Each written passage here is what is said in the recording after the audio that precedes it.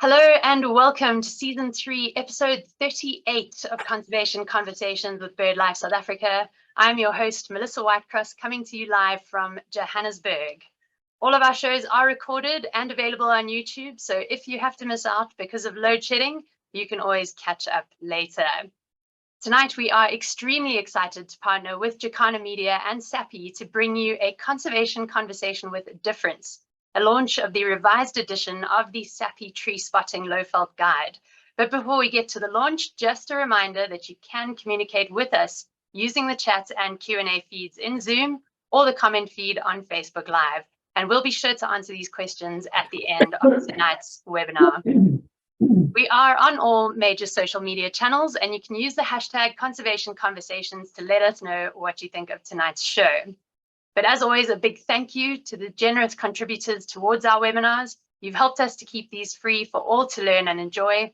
All you have to do is visit that Quicket page or EFT BirdLife South Africa directly and use the reference webinars with your name. And talking of supporting our webinars, your donations are not in vain. Our donations competition is back. And thanks to the immense generosity of Peter and Irene Ginn, we can again offer a copy of the Ultimate Companion for Birding in Southern Africa, and not just one, but 2 copies to our incredible donors during the months of October and November. So if you'd like to get your hands on this book, you stand 2 chances to win it. So please be sure to donate via the Quicket page using the link in the chat or scanning that QR code on screen to allow you to enter. This book really is a must-have for all South African birders, so please do enter and support us. Excitingly, our bookings for BirdLife South Africa's next major flock event are open, and this will be taking place at the Wilderness Hotel from 24 to 28 May next year. So be sure to head on over to the website and book your spot. We have some incredible birding on offer. The biannual Learn About Birds event with a science and a layman's lab session taking place, but spots are limited, so make sure to get your booking in.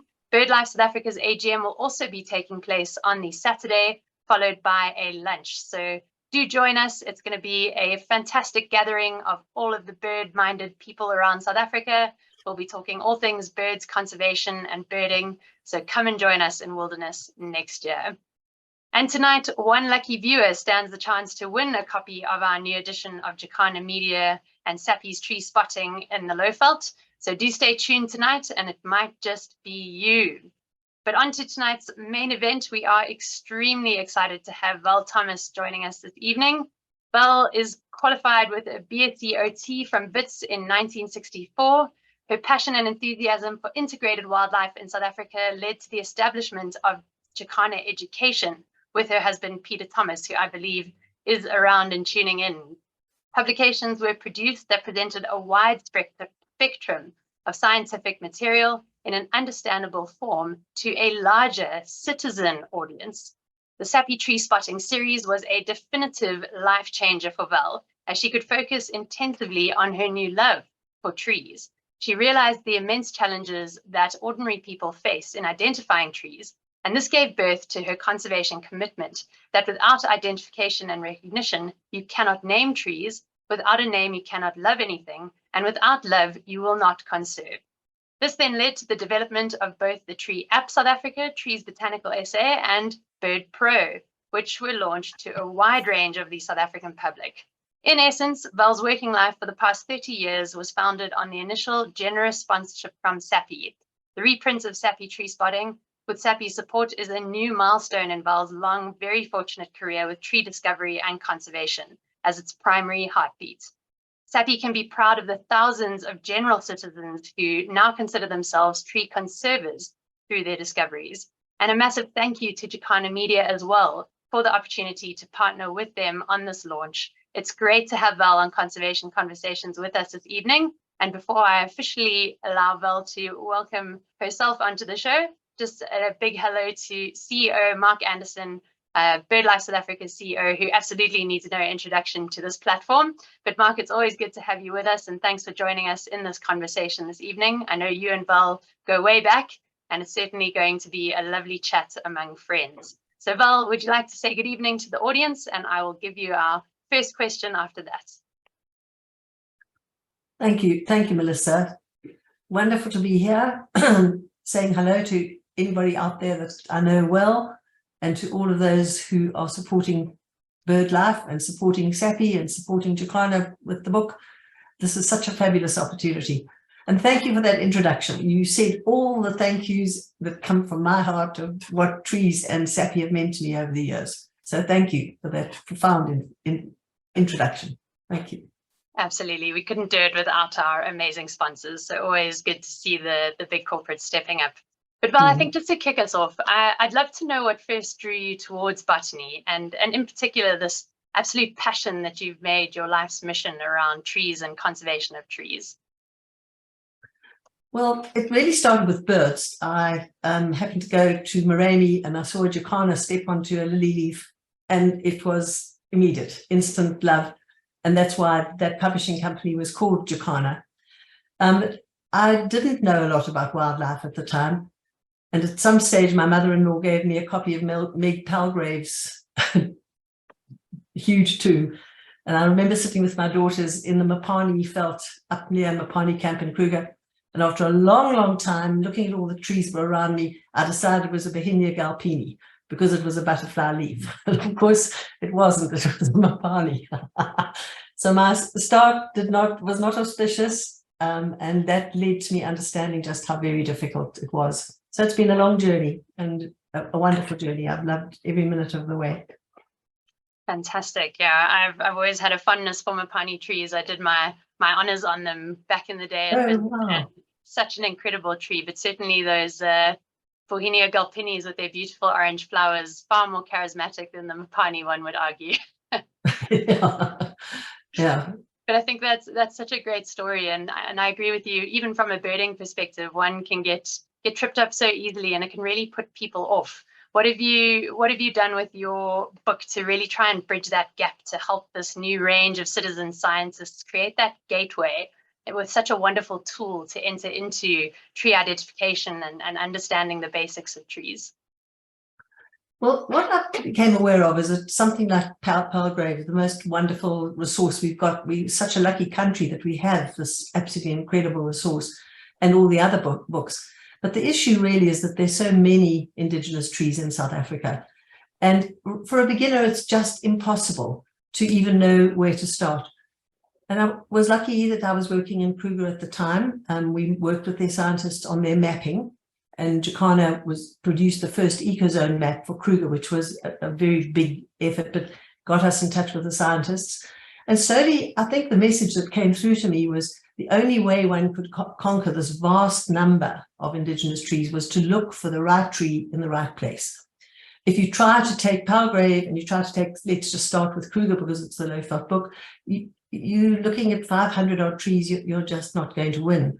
But if you know that you're in the granites, which are that's the area where the hills are rolling and you've got a crest and then you've got a valley and then you've got a crest and then you've got a valley, from Skakuza all the way up to Punda Maria, and you know that you're by a river, there's a very good chance that wherever you are on that long stretch of 300 and something kilometers, you're going to find a marula or a leadwood or a sycamore fig or a weeping boer bean.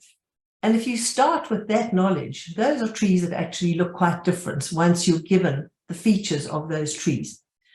And that was an awesome moment. I was working with Dr. Rena Grant. We were very close friends by then, having done the map together. And we fed off one another, and the scientist, her husband, my husband. We sat for hours in front of trees and said, you know, what about this tree is regular and is repeated and people can rely on it? We believe we were the first people who ever said that jackberry trunks looked as though they'd been burnt. And I always smile now when I find other books published and they say, you can recognize jackberry because it looks as though the trunk is burnt. And I think, yes, well done. But it took a lot of time with each tree to see those features which ordinary people would recognize. And so that slowly developed into a technique that you recognized where you were in the landscape, which actual ecozone you were in, and then which habitat you were in. Maybe you were on a rocky crest or the top of the hill in the granites. You climbed up out of the river valley and you were on the top. you were going to find a marula there. And you do. I mean, that's the wonder of it, that you're driving along and you get to the top and maybe there's not a lion, maybe there's not a zebra, but there's the marula standing there greeting you. So that was really how it developed. Well, so, you know, we as a bird conservation organization with lots of bird watchers as supporters, including novice bird watchers, we often get asked, you know, how does one get going? And, you know, the standard response to us of people that are, you know, new to the world of birds is, you know, start with the obvious ones. You start with a couple of birds in your garden and don't worry about the LBJs, or, you know, and don't look at birds during winter necessarily, because all the weavers and bishops look similar. How, if somebody comes to you, maybe a younger person, and says, you know, we'd like to venture into this field and become a tree spotter, what is the very first thing you suggest to them? I think be gentle with yourself and give yourself the right tools. And if, as we're talking about this series, and we're talking about indigenous trees, and we're talking about trees in the wild, essentially. Planted trees, even if they are indigenous, are very difficult to ID because you haven't got that first resource of where they're growing. So I would say, if you really seriously want to get into trees, try to get a chunk of time. And by a chunk, I mean, you know, a week or so, and go to just one area. Don't try and run from the southern part of Kruger right up to the north, or, you know, taking too wide a thing. Settle in one place, and like you're saying, you can look for the birds in your garden. Spend time in one spot, and then just work through Sappi Tree Spotting. And you'll find, I have a wonderful story to tell, that when we first launched this book, which was in 1996, so good heavens above, that's a very long time ago, Sappi were amazing, and they flew in, I don't know, maybe 200 eminent journalists and top conservationists and important people into Skakuza. And we had, I think, 2 buses. I think there were 2 80-seater buses, and there were three. Anyway, we had a leader on each bus, and we gave everybody a 20-minute talk at the beginning, pretty much what I've just said now, that you look for the right tree in the right place and you don't try and do too many. So then we got into the bus and we were driving along, and I explained and taught them a marula, and then I taught them a leadwood, and then I taught them a sycamore fig. Well, by the end of 2 hours, we were driving along with this bus with 80 people, and they were shouting, marula, leadwood, sycamore fig. I had goosebumps up and down my spine, and it's one of the memories I'll go to my grave with. But in 2 hours, we taught a couple of hundred people, I don't know, half a dozen of the main trees in Kruger. And so I would say that you can do it on your own. You don't need someone to point it out. With a book like this, it's not good if you're a qualified botanist. That's not what the book was intended for. It's intended for beginners who are trying to find their way. And it works. Absolutely, Val. I think it's so unbelievable if you can unlock that understanding of the landscape. As you say, you mentioned the eco zones. I remember as a youngster in Kruger, I would get so excited when we crossed from one eco zone into the next one. I would sit there watching the road and the habitat change around me. And it's something I've taken from my ecological training into my birding career. And anyone who was here, who attended the bird fair, I gave a talk called The Ecologist's Guide to Grassland Birding. But the real crux of that was all around using habitat as a way of narrowing down your bird identification and understanding the role that vegetation plays in the life cycle of birds. And I think exactly what you said about the trees, if you're in that riparian zone, you know, you've got a handful of trees you can expect, and it just makes it that much easier to get to your ID. And that's absolutely such a way of emphasizing how extremely important trees are as this feature in the landscape. And I'd love you to unpack a little bit about some of the important roles that these trees play towards our birds and supporting our birds in the landscape. Well, it's a vast set of ideas, but I always think that trees and birds are completely folded into one another. Birds could not really exist. The majority of birds we've got all use trees in some way or another. I mean, obviously your swamp birds, your water birds, your arid karoo lark, those don't to the same extent. But most other birds fly to trees for shelter. That's where they build their nests. Many of them are fruit eaters. I once saw a tiny little lark. This was in an area near Sun City, and there's some very, very craggy acacias there with huge thorns. This lark was being chased by, now of course I've got old and I can't remember, but one of the small raptors, I can't remember which one it was. This little lark was darting in and out between the thorns. This poor raptor had absolutely no chance at all. It was I've never seen something like that, where the bird was using the thorns as its defense mechanism to escape. And after a while, it just shot out the other side, and the raptor was just left sitting there looking lonely. So I think they're just, as you watch birds, that's why you love the activity, why you become an ardent bird watcher. It's because of the enchantment of all the activity, the intrigues of their lives, of their mating, of their rearing their babies. And a lot of that's done around trees. And it gives me so much pleasure when someone says, oh, that bird there on that green tree. And I say, yeah, okay, you mean that magic quarry? Oh, yes. Oh, is that a magic quarry? It just gives the whole entertainment so much more depth if you know which tree it is that they're moving around in. Absolutely. And as you said, it gives you those features in the landscape that are just that little bit more descriptive to really help people find the bird that they're after. I was in Kruger last week and happened to watch a Wahlberg's eagle getting absolutely hammered by a fork-tailed drongo. It was revving him six love, and shame, this poor Wahlberg's eagle sitting in a giant jackalberry tree suddenly dove down onto a magic quarry and broke off a little branch, obviously to go and line its nest. But it was almost this offering of a peace branch, which one of the people in the car sort of remarked to me to say, oh, shame, look, he's trying to offer the drongo this little peace branch. And it's amazing to watch the interaction of these birds. And as you say, without trees, many of these birds couldn't live the lives they live. If we think of the cavity nesting hornbills and your eagles building those massive stick nests, trees, as you say, are this absolutely intricate part of their life cycle. Just this last month, I was watching a pair of Wahlberg's eagles making a nest in a tree near where I have timeshare. And we watched them day after day, backwards and forwards, building this nest. And the week before, we've been watching an immature marshal. And as these birds virtually finished the nest, the marshal came and started circling. And this marshal was taking a very keen interest on this nest and where it was.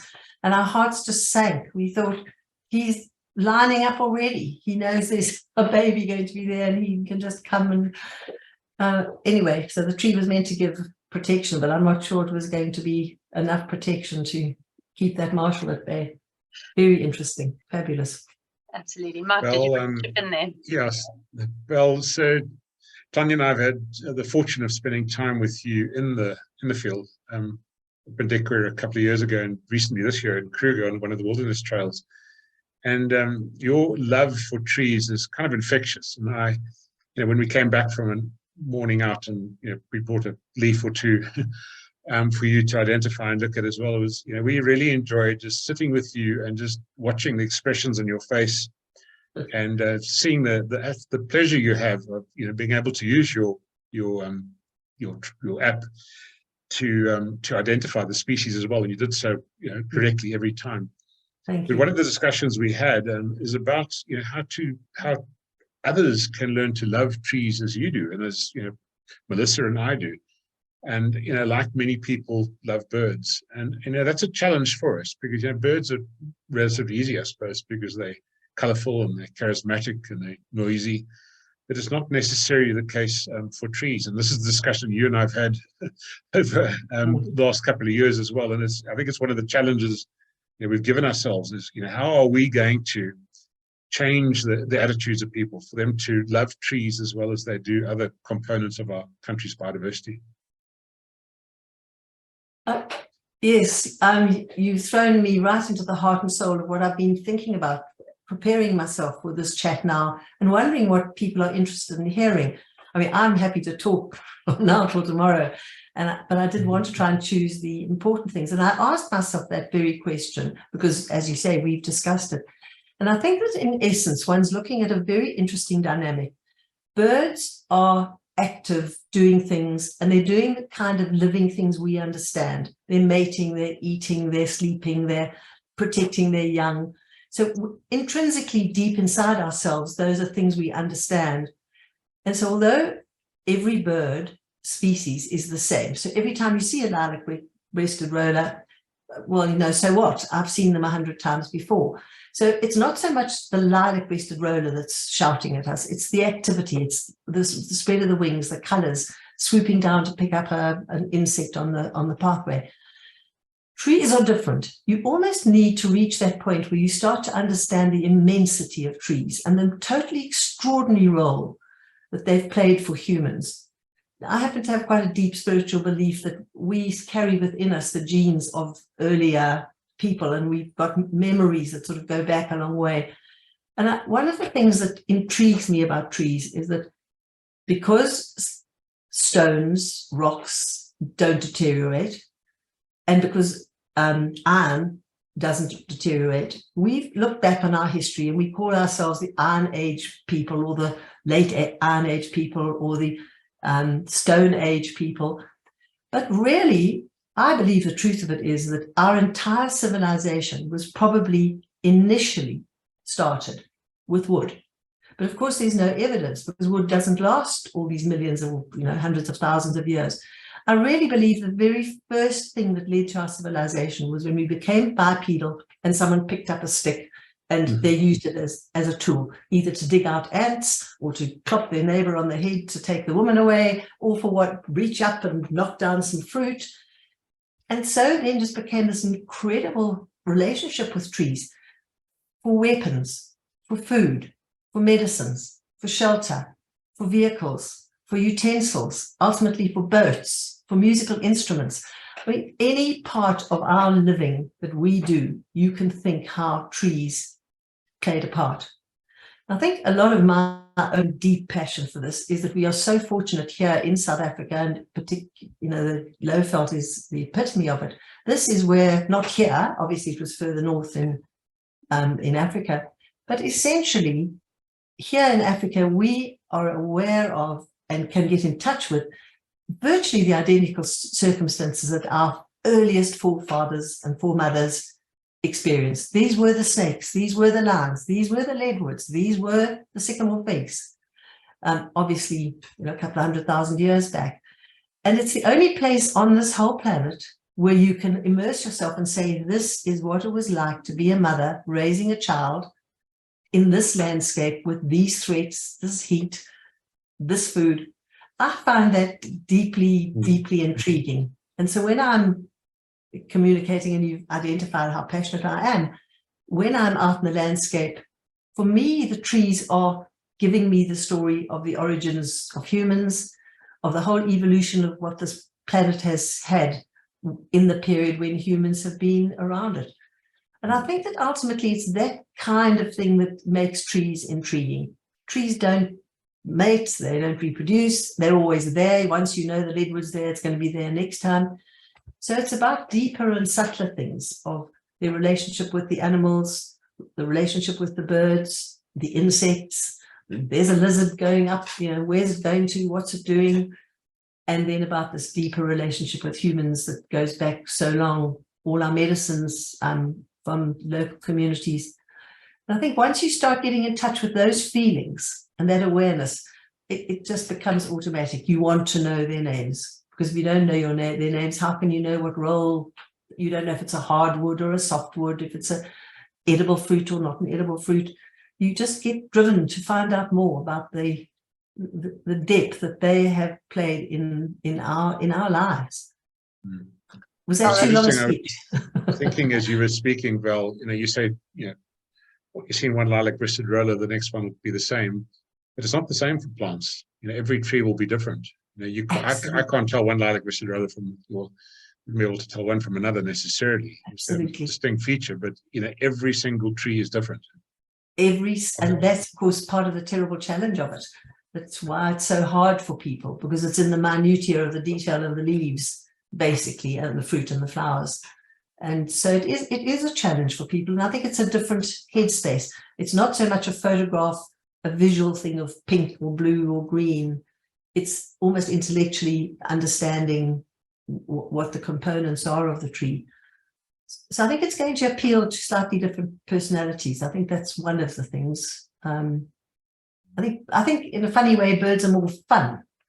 But I think for me anyway, trees offer a very deep spiritual sense of connection with the planet. So absolutely, I love that sentiment that you spoke about, of that sort of coming home to our ancestral grounds. I've always, whenever I go to Kruger, I always say to the gate guard as I arrive there, I'm home. It is a deep connection, as you said. I never really thought about the fact that it is that ancestral knowledge that we carry in our souls, that we bring with us. And I think that's just such a beautiful way of looking at it, Val, and you're absolutely right. And I think it's great to see the uniqueness of trees, but as you say, therein lies the challenge, and one really has to alter the perception and the filter with which you look at the bushveld to unlock those intricacies and understand the reasons for the giant marula, as you say, sitting on top of the granitic hill, or the sycamore fig that dominates that beautiful riverbank. It's a beautiful tapestry of patterns that is a language that can be unlocked and spoken if you spend enough time learning it, and spend enough time with people like you who can help unlock that for people. And just sitting here listening to you as an already converted tree lover, I'm sure there's hundreds of people in the audience tonight thinking, wow, I really, really need to spend a bit more time looking at these green blurs that I drive past so often and don't take the time to look that little bit deeper at. But you and Mark recently did a hike through Northern Kruger earlier this year, and I wanted to ask for you, does being on foot really give you your tree spotting an advantage to being car bound? And do you think people can still enjoy these highly sought after trees in these big 5 areas from a car versus being on foot? Mark, you answer first about the on foot part. Well, I'd always rather be on foot than in a car, because I have my binoculars down my neck, and we'll be looking at small plants, forbs growing under trees, which Tanya would find, and taking photographs and watching birds and finding insects as well. So give me a time in the bush on foot any day. So, but yeah, not everybody has that privilege. So yeah, it's a difficult question, Melissa. Let's hear what Melissa has to say. Yeah. It's a very difficult one if I'm going to answer the car park, because we're into all sorts of illegal activities now, because you're not allowed to pick. And unless you've actually got the leaf in your hand, it really is very difficult. So I must be careful. I'm on show here and in the public. I can't admit to some of the terrible things I do. But, the Kruger, the roads are wide, and you can pull your car right to the edge, and you can pull a twig, forward into the car. And you can take pictures with a cell phone so that you've got it there to look at afterwards. You can take the front of the leaf and the back of the leaf. And really, it's not the same as on foot. But I managed to spot hundreds of trees. I do admit now and again I pinch a leaf off one or two of them. But you don't have to. You can pull branches in from the side. Yes, there'll be lots you miss. But you miss lots of birds that simply fly away. I mean, at least the tree stays there. I think it mustn't stop you. So if you only have the opportunity from a vehicle, it doesn't stop you looking at trees, identifying them. We did a airplane flight to Vilanculos in Mozambique with Mark Reed a few years ago, and he was identifying trees from, I don't know what it was, 8,000 or 10,000 feet. It impressed me immensely. I was unable to disagree there. But Val, I was wondering, one of the things that we did at BirdLife South Africa a few years ago is standardize the bird names, because there was quite a few names that were being used, and kind of made it a bit of my mission to do so. And subsequent to that, there's really been buy-in from the authors of books, and they're using our standard, recommended names, which is great. I think it's probably easier for birds than it is for trees, because birds, they may have had 2 or 3 names. We've now reduced it to 1 common name. And but I know for plants, there's often many names. Would it be useful if there was a standard set of names for, South Africa's trees? Would that make it easier for tree spotters? Mark, thank you so much for asking that question, because it's one that really absorbs me and has absorbed me the whole of this year. But I feel very strongly about it. We set up with the help of Sappi, actually, it was the Sappi Foundation, And 30 years ago, we set up a committee which had some very erudite people, including Meg Palgrave and Ernst Smith and Hugh Glenn and Mervyn Lotter, very important tree people. And it took us over a year, I think about 18 months, and we went right through and we tried to standardize the names. Now, this year, the big initiative that I'm involved with through the Tree Apps, Tree Pro, Tree Apps, is to launch a thing, and it's entirely your inspiration, your bird listers experience, going to Marion Island and watching the enthusiasm with which your birders want to get on the list and they want to see how many birds they've spotted. But we're launching a thing called Tree Listers. And it's for anybody who wants to create their own list, and they upload them onto the website, onto the Tree Listers website, and then they can compare the trees that they've seen in their lives or on a holiday or whatever with other people. I think I first spoke about this in December last year, and I have literally spent the entire year doing one thing only, and that is trying to standardize a set of names, looking at all, I'm not going to list them all now, but the various organizations that have their own naming conventions. And I think literally in the last 48 hours or so, we've got to the point where we've got, I think, 1,500 South African indigenous trees. And we have got what we believe, looking at the best evidence we can from the important organizations, including SANBI and Dendrological Society, Bodata, those kind of lists, Plants Africa. We've condensed down to the common names in English and in Afrikaans that we think are the most likely to receive the most support. And my job for the next couple of months is going to be to try to convince these various organizations that it's worth coming together under one umbrella called Tree Listers, not for any administration or authority or chiefdom or anything else other than looking at the names. And any support that I can get from anybody to help me, I'd love to send this list out to anybody who would contact me and ask them to go through it and see, do they approve it? Are there things that they would change? Are there names that they don't like?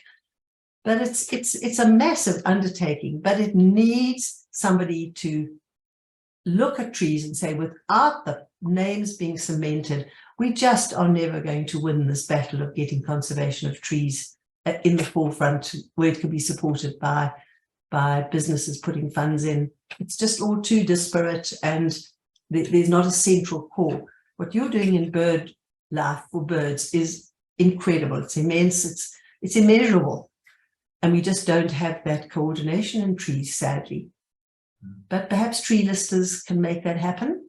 And so thank you for the inspiration of your people on the boat going to Marion. We enjoyed having you, Peter, on that boat. Yeah. That's an incredible baton and challenge to take on, Val. And as you rightly put in your bio, if you don't have a name for something, how on earth would you ever create that value and connection with it? And you mentioned one of the aims of your books was really to create this gateway into citizen science and help grow this love for conservation of trees. Are there any particular citizen science projects that you're hoping to connect people with through your book and through your work? I think I've probably mentioned most of them. You know, I had a big event this year. I turned 80. And I want to tell you, it's quite what's the right word? Anyway, it slows you down. You do not have the energy at 80 to do the things you used to do at 35. And at the moment, the Tree Listers is the thing that absorbs most of my time. And I'm afraid I've become very centered about that. I don't get time to see very much else. But Mark drags us off with enthusiasm and clapping, and we do a lot with birds. My husband Pete's a very avid birder alongside us, and so we've never lost our passion for birds. And the two just complement one another. If you're going to look at birds, then look at the trees, and it just completely makes sense. Your whole experience is enriched, and you said that earlier. So I think bringing other people on board, that's my core passion. Anytime anybody wants me to talk, you can see I love talking. And I can do webinars, we can do Zoom meetings. I very often in church halls and talk to 5, 10 people at a time. So I'm available for that sort of thing, centered either in Joburg or Lowveld, sometimes in the Cape. So I think those are my initiatives, yeah. Yeah, and I think you're also passionate. You love them so much. You need a passionate person to inspire others. And there's some really nice comments in the chat room. And I see Professor Eugene Mole has also been very supportive of you developing a standard list. It's nice to see that support. And I think whatever's in the chat room, Melissa will send you to you tomorrow. Thank you. I'm actually really enjoying some of those comments. Can I interrupt you and respond? You've touched on. I nearly phoned Eugene today, because one of the comments that Eugene made in a document of the Dendrological Society a year ago, he commented on that little group that we had 30 years ago that put out this Sappi Tree Spotting. It's got a terrible paper over the top. The Sappi Tree Spotting Lowveld, which listed all. Can you see it if I hold it up? Just in front of you there, maybe. No. Okay. No. And Eugene's comment, and Eugene, I'm not attacking you. Eugene's comment in the Dendro thing was that he felt that the work of that committee never really took a grip.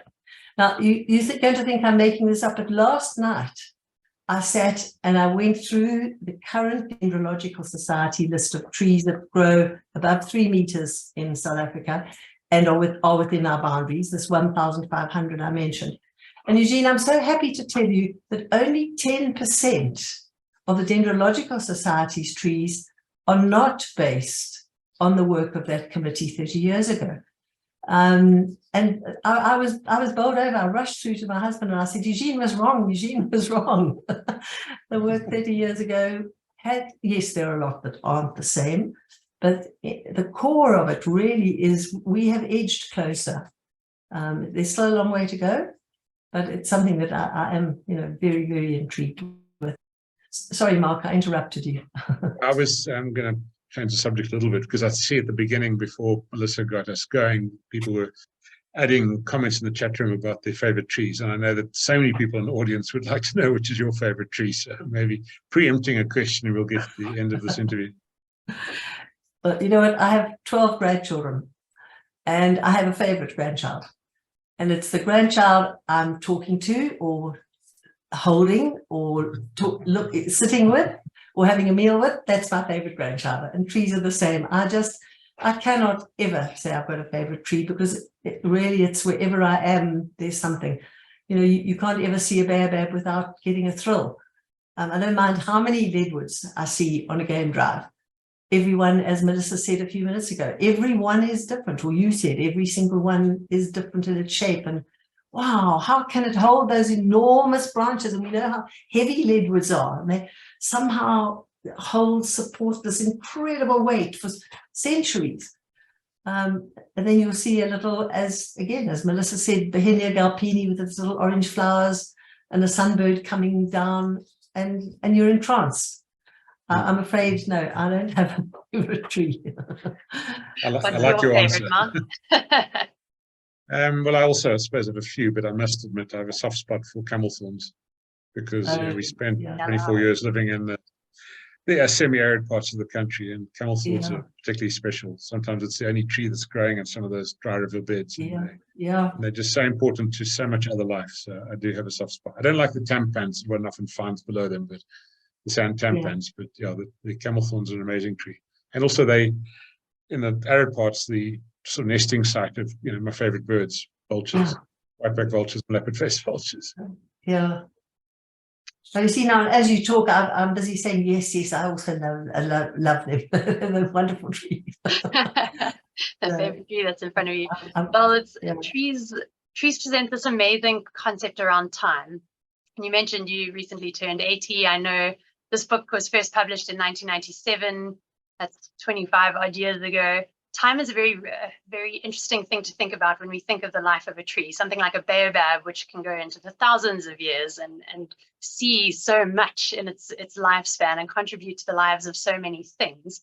What is your take on the major changes within the tree spotting landscape, say over the last 25 years in your career, and more broadly, how do you think things have changed in South Africa within the tree landscape?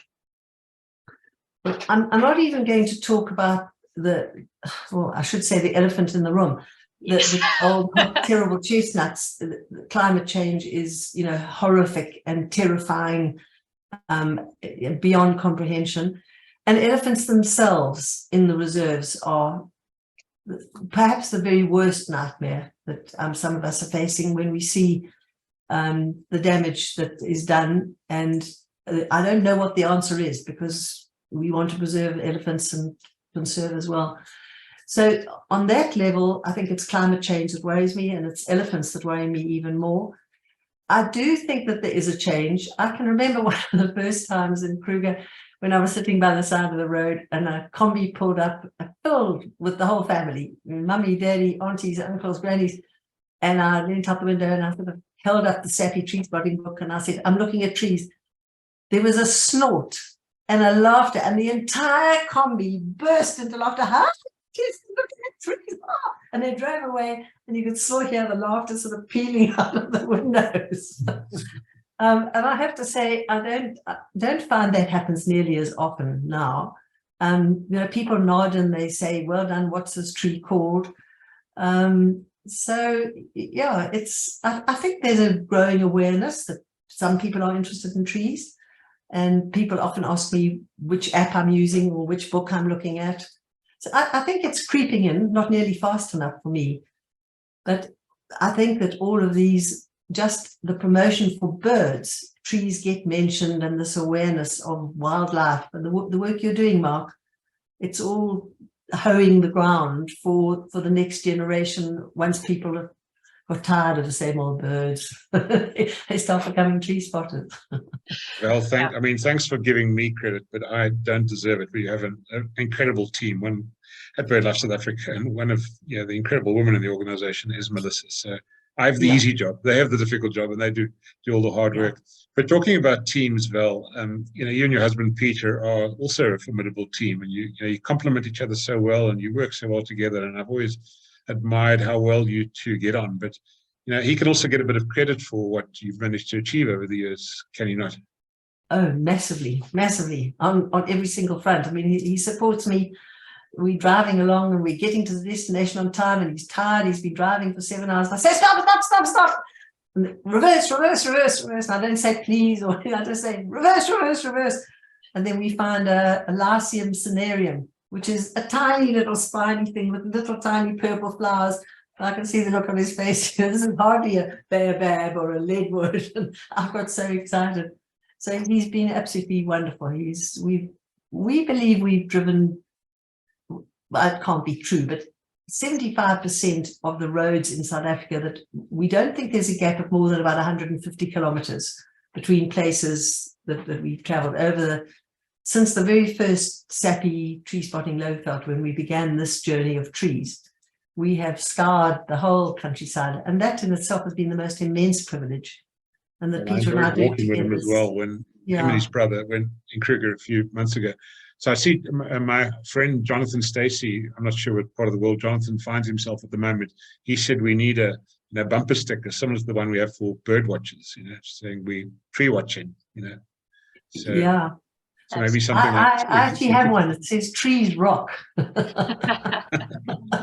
Now, I don't even know where I got it from, but you're right. Yeah. Absolutely. And I think to see the number of bird watching please pass stickers on cars through Kruger nowadays compared to even just 10 years ago is phenomenal. And I think birds, as you say, Val, really do form that gateway for other naturalist interests. Once people have become comfortable with birds, they really do more broadly. And you say the conservation of birds gives us wings, and I always just smile and say, and trees give us roots. And I feel that once you start to understand trees, you understand humanity, and you understand our history, and there's just so much that comes from trees. Absolutely. I think it was WWF South Africa's recent strategic image that they did, where they had their roots, where they've come from, and the branches of where they want to go. And I just think that's such a beautiful Oh, image, wow. and trees I really didn't do. see that. Yeah, it's up on Oh, their website with their new strategy. It's a great way of oh, thinking about trees, as you say, this yeah. grounding organism, but very much still going places and not stagnant, which is amazing, and that foundation for so much other life. I'm totally giving up and losing the thread of birds in the next sentence I'm going to talk about, but there's what's happened in the last 2 or 3 years is this incredible revelation about the microbial, mycelial life underground, and the tiny little rootlets and the fungus, fabulous, beautiful movies, fabulous fungus, and that book by Sheldrake called Entanglement, I think. And this whole knowledge that trees are communicating underground and passing information and passing medicines and passing foods to one another. I think that that's a monumental intrigue as well, that there's a whole civilization underneath our feet that's keeping our soil healthy. Now, we haven't even mentioned what trees do for soil, binding the soil, protecting it, shading it, dropping the leaves, enriching it. I mean, without the trees, our soil would just die, and without that, everything else would die with it. So, you know, we've battled on about other things, but soil is possibly almost the single most important job that trees do. Because without our soil, we're completely lost. Yeah. I think we keep saying the same thing. It's the integration of everything that's so intriguing and so enriching and makes your life richer. It's not just one little passion. The whole thing just fits together as an integrated operating whole. That's the joy of it. Definitely. Yeah. And yeah, as you say, everything from those little microbes right up to the martial eagle that sits inside that tree, all connected and all a massive part of the system. And I think what's been so incredible to watch is this proliferation of other naturalist disciplines growing and the resources that have been created. And I think I really just need to say a massive congratulations to Jacana for growing their network of resources available for naturalists to engage with various taxa, from birds to trees to ferns and various other things. It's incredible to see what is available for anybody who does have a passion for the natural world.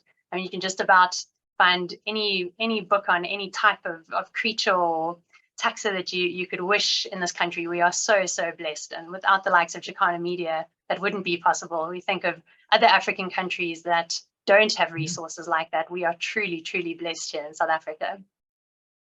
And not just in Africa, worldwide. I try to buy tree books wherever I go, and mostly it's what's lining the streets or what's in the parks or in the gardens. And very often there aren't very many indigenous trees that people even know. So you're right. This is just, in fact, one of the gentlemen that I connected with earlier this year after the Marion trip was a man from India who is busy getting a doctorate in wildlife. He wants to start a wildlife school in India. And he came to South Africa to live here specifically to get in touch with our books and our institutions. He believed that South Africa was the best way to learn how to set up a wildlife school in the world. And amazing, very highly intelligent, well-educated man. And he chose us. So I felt very proud about that. Absolutely. And I mean, You've definitely been one of the major contributors to some of those resources. So thank you for your role that you've played in growing that incredible set of resources. I know Sappi Tree Spotting is not just about the Lowveld. Could you tell us a little bit more about the series as a whole and what other books there are in it for anyone who's keen to bridge out beyond the beautiful Lowveld? What we aimed to do is we started off with this concept of the right tree in the right place. We divided the country into 5 segments, and we didn't want to do it by province because, of course, trees definitely don't grow by province. So there was the Lowveld, and then we followed it by Bushveld, which is sort of more to the west, and then the Cape, KwaZulu, which was the entire KwaZulu area, then the Cape, and then finally what we called Highlands. And each one of those is kind of an ecological unit, and then it was quite easy to follow through with the different habitats in each of those. People can certainly learn a lot about general ecology by reading the Sappi Tree Spotting books. There's a lot of information in them. Absolutely. Obviously, some of the trees occur I think every single one of our books has got the famous olive, African olive in it, because it's such a widespread tree. And then we did choose the most popular, the most common trees, and of course the trees that were easiest to learn, because that was our ambition. We wanted to make it as simple as possible for people to start feeling successful. I think that when Mark asked earlier about how are we going to get people to understand trees, I think that one of the words I wanted to bring up tonight was you need to find ways of giving people successes. So you don't want to go trying to find trees and identify them and come away and you just couldn't ID anything. So any techniques that we can put together, or teaching sessions or walks, these wilderness walks, and they're in every single one of our major reserves now. We have incredible guides, like you have your bird guides, but very often these people are very good tree people as well.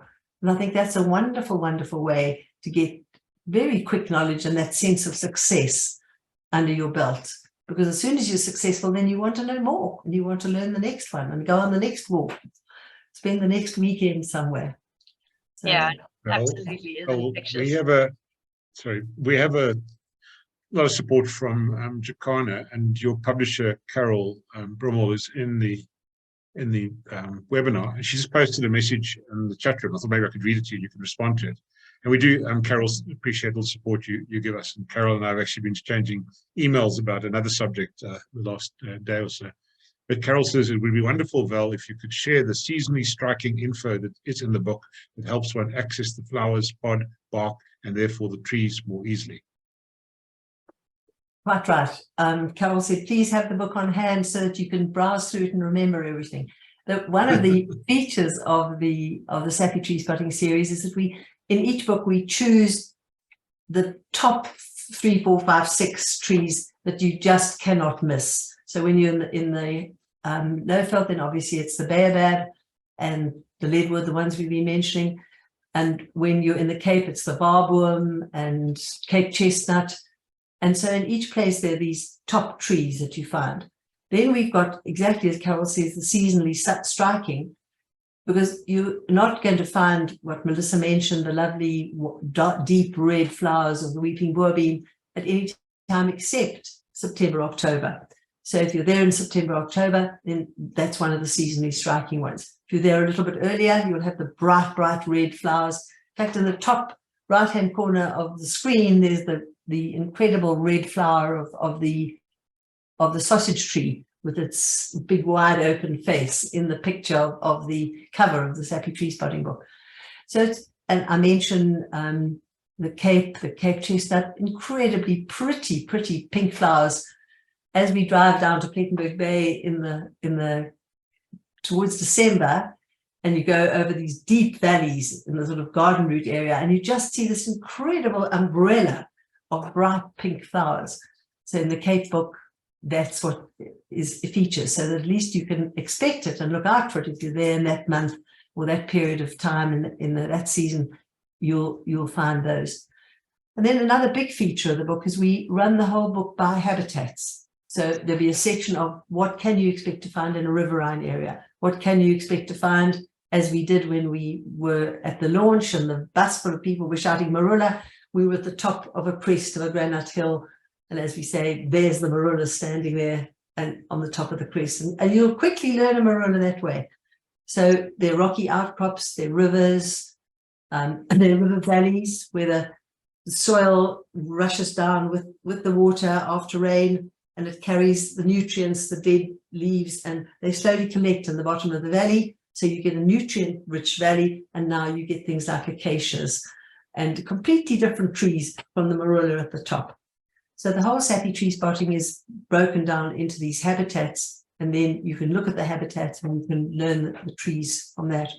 So it's not like a traditional botany lesson at all. It's and it's not meant to be a botany lesson. It's meant to be like a menu, reading through a menu and seeing what you could possibly choose for your enjoyment that evening or that day. Absolutely. Thank you, Carol. That was a good question. Sorry, I was just saying it's learning to unlock that landscape and interpret it. And I think that really does enrich anyone's trip to the bushveld. But Val, I'm aware that we are starting to run close to the end of our show, and this has been fascinating. I think I could carry on all night. But before, as Mark and I often do. Yes, no, that's how it should be. I know that you've also got the two apps, and I think a lot of the newer generation certainly are going more digital and relying on these types of things when they're out in the field, not necessarily carrying books with them.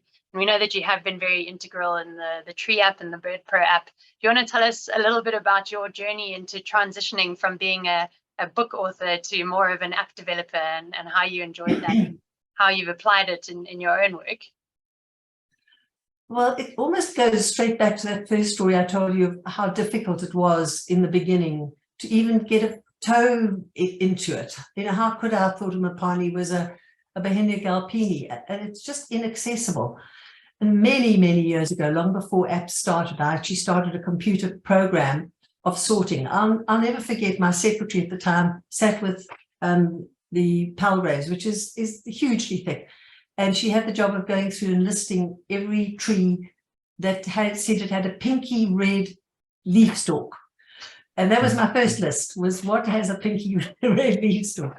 And just this idea, sorry, grew with me, that if you could enter what had simple leaves or what had compound leaves or what had red flowers, it's such a powerful tool, because we've got the mapping so that when somebody puts the marker into the app, and you've got GPS, of course, in an app, and it tells you where you are, now instead of 1,100 or 200 trees, within minutes, you're down to only searching through 250, or if you're in KwaZulu, it might be 450.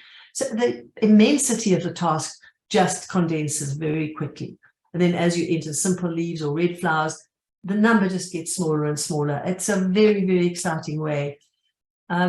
I do think for absolute beginners, there's nothing better than the Sappi books. They really give you a taste and a flavor, and you can sit there. Apps are quite daunting, especially for people who aren't digitally sophisticated. But certainly there's a place for them, because they reduce the problem immensely. And of course, you can carry so many pictures and a lot of data. And the updates, you can update them. We update ours, every couple of months. The new data just comes in.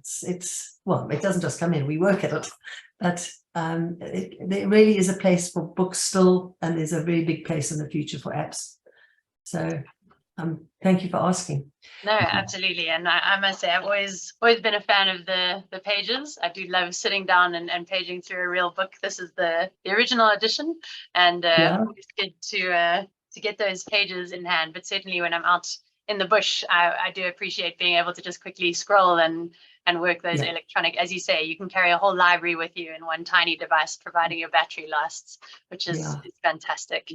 But Val, absolutely unbelievable conversation. Mark, I don't know if there's any last sentiments you'd like to ask Val before we try and grab one or two of the questions, if there are any left for us to grab. Not really. I mean, I just appreciate Jacana and Sappi support, and they support not only Val and what she does, but also what BirdLife South Africa does in numerous ways. But there's some really interesting questions, I think, that have been asked in the Q&A room, so we maybe get to some of those. Definitely. And I think one of them, and probably one of the most important, is everybody wants your opinion on the acacia name change. Val, so if you want to venture into that. Yes, I'm totally happy to venture into that. Being 80 is actually a great privilege, and one of the things you do is you mellow. And I've shrugged it off now, and really it's happened. And there's one immense advantage. It's heartbreaking, it's sad. We've insisted in our little world that the common names, we're still calling them acacias, because that in our South African world, it's an umbrella acacia or it's a knobthorn acacia. And there's nothing to stop us doing that, because acacia means sharp points, and our acacias have got the points. But the advantage, if you're using the scientific names, is that the new nomenclature gives two separate kinds. There are the Vachellias and there are the Senegalias. And the Vachellias all have long, straight thorns. And interesting, the thorns are long and straight, but the flowers are round. Senegalias have got hooked thorns, and a hooked thorn, their flowers, there are few exceptions to this, their flowers are longer sort of spikes. So as soon as you know it's a Vachellia areolova, to go back to your earlier story, you know it's going to be a tree that's got long straight thorns, and you're going to know it's going to be a tree that's got round, mostly yellow or pale balls. So instead of being 30, I think it's 36 or something acacias, and there's no help with the name. Now, as you see the scientific name, if you're into scientific names, you immediately know what you're looking for, or you know which category it's in. And I think we just have to swallow it. It was a crazy, sad reason why they did it. It's based on whichever country has the greatest amount of written literature, because if you're going to have to change all your literature, that's an immense expense. Now, the heartbreak of that is that the rich, big country is always going to win against the smaller country, whatever the other values are that are there. If you're big and rich, you've got far more libraries filled with written material. And that's how Australia won. They had more written material than we had. Apparently, this was the story. And we can go on forever being unhappy, but I think we must move on. I think it's not going to change. It's not going to come back again. And negative thoughts are just such a waste of time. So, yeah, I've embraced it and accepting. I love your outlook, Val. I think it was Peter Harrison who said the difference between an adventure and an ordeal is attitude. And I think you've got the right attitude. Yeah. It's happened. We need to move on. And as you said, look at the bright side. We've now got two genuses that make a lot of sense, and we take it forward. Yeah, and we shrug. Absolutely. Yeah. But Val, I've posted the pre-order link to your book in the chat room, and I'm sure there are going to be plenty of people downloading that, because this certainly is a phenomenal resource. Henny's just asking, at what point will this book be available in Afrikaans? Are there plans to translate it? Book publishing, there's only one thing more expensive and more difficult than app publishing, and that's book publishing. The expense is incredible. Look, the last book, the last version of this was reprinted in, I think, 2006. It's been, 18 years or something. My maths is not very good today. I think the chance of translating into Afrikaans is minimal. There's just not going to be the funding to do it. I wish the same for the app as well. I would love to be able to do these translations, but it's just, the market is not big enough in one language, let alone two. I'm sorry, I apologize to our Afrikaans speaking people. It's not where my heart is, but money talks. Well, there is our challenge. Let's get some money together and make this happen. We're now creating African bird names, so let's do it for our trees too. Yeah. But yeah, Val, wow, what a privilege to share this evening with you. I have certainly learned a lot, and as an avid tree lover, I think you've been able to feel an even bigger love for these beautiful, can we call them creatures, wonderful, amazing doyens of our savannas and just trees in general. I think anyone who hasn't gone out and hugged a big tree has really missed out on doing something special. That is a beautiful moment, and I would encourage all of you, if you come across a big tree, give it a hug. It'll feed your soul. So Val, any final sentiments before I close? Yes, I was hoping you were going to ask me somebody would ask me what one of my most treasured tree memories is. Please share with us. About 18 months ago, I was had the honor of being in the Kalahari with Mark's wife, Tanya. Absolutely serendipitous that we were going with my grandchildren, and Tanya was there on her botany, and we just had the most incredible, lucky break. The two of us were oohing and ahhing over all the Kalahari trees, and that will remain with me forever as one of the great joys of my tree life. So yes. Thank you. Thank you for this opportunity. Thank you for all the lovely chat. I enjoyed every minute of it. Thank you. Absolutely. And I agree with you. Tanya is one of the most talented botanists I've ever come across, and certainly an inspiration to all of us, as are you.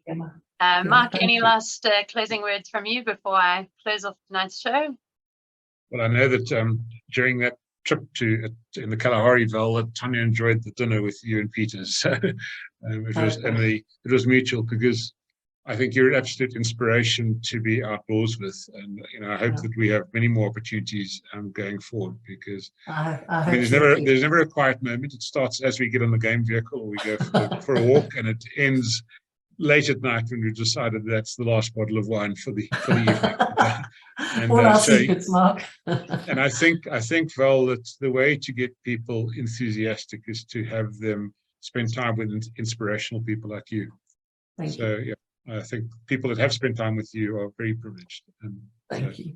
I look forward to more time with you, including dinner tomorrow night, if I may add. Yes, yes, absolutely. How nice. Thank you. Definitely. Thank you. Definitely. Well, I always say walk through the world and set off a ripple effect. And without a doubt, tonight you have inspired a ripple effect for all of our audience to go out there and enjoy trees even more. And may they go out and create their own ripples. So thank you. If you do not have this book in your collection, the pre-order link is in the chat box. Go and order it right now. And as I said, one lucky viewer is going to win it. I'm going to have to go and run some random number generators to find out who, but we will be getting in touch with one of you. Thanks so much, everybody, for tuning in. A massive thank you to Carol Broomhall, the Jacana team, and Sappi for making tonight possible.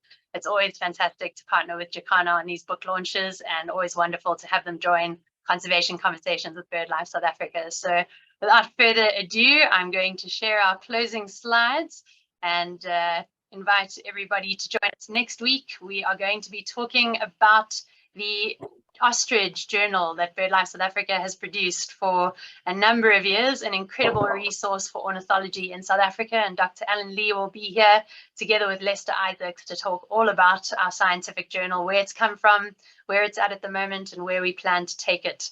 A phenomenal birding resource. So do join us for another conservation conversation. As always, keep your eyes on the skies, keep enjoying those birds, and thank you so much to everybody for joining us this evening. We will see you again, same time, same place, next week, Tuesday, 7 o'clock. Good night, everybody, and thank you, Mark and Val. Thank you.